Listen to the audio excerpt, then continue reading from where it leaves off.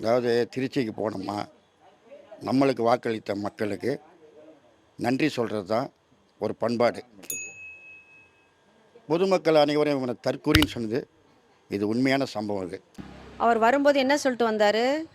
ஓட்டு போட்டவங்களுக்கு நான் முதலமைச்சர், ஓட்டு போடாதவங்களுக்கும் நான் முதலமைச்சர்னு சொன்னார். அப்போ ஒரு முதலமைச்சர் அவர் என்ன செய்யணும் அப்படின்னா, முதல்ல மக்களை மதிக்கணும். அவங்க ஃபேஸ் வேல்யூவை காமிச்சு, சினிமா முகத்தை காமிச்சு, ஸ்டாலின் அங்கிள் அப்படி இப்படின்னு சொல்லி ஓட்டு வாங்கிட்டீங்க. அதுவும் எப்படி மெஜாரிட்டியில் அம்மா சொல்கிற மாதிரி கருணாநிதி அரசை அம்மா சொன்ன மாதிரி நீ இன்னைக்கு மைனாரிட்டி கவர்மெண்ட் தான்.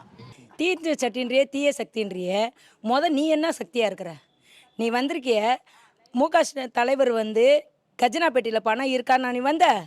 அவர் பணம் இருக்கோ இல்லையோ உன் கடமை என்ன? நீ கரெக்டாக மக்களுக்கு சேவை செய்யணும்ல. சினிமாவில் எப்படி பவுட்ரு முஞ்ச காமிச்சு அவர் மக்களை கவர்ந்தாரோ அந்த மாதிரி நினச்சிக்கிட்டு அரசியலில் உட்காந்துருக்காரு. இப்போ மக்கள் படுற பாடு எவ்வளோன்றது அவர் இறங்கி வந்து பார்த்தா தெரியும். அவர் ஜெயிச்சப்பவே யாருக்குமே ஒரு நன்றி கூட சொல்லலை. சினிமா பாணியிலேயே கிஸ் அடிக்கவும் டாட்டா காட்டவும் தான் இருந்தார். அந்த கோட் ஷூட் போட்டு வெள்ளை சட்டையை போட்டு தெரிஞ்சா மக்கள் அந்த பளபளப்பு பார்த்து ஓட்டு போட்டாங்கன்றது இல்லை. மக்களுக்கும் அறிவு இருக்குது. தமிழ்நாடு மக்கள் ஒரு வாட்டி வாய்ப்பு கொடுத்து பார்த்தாங்க. அதை நீங்கள் மாற்றன்னு சொல்லலை, ஏமாற்றமாக கொடுக்குறீங்க.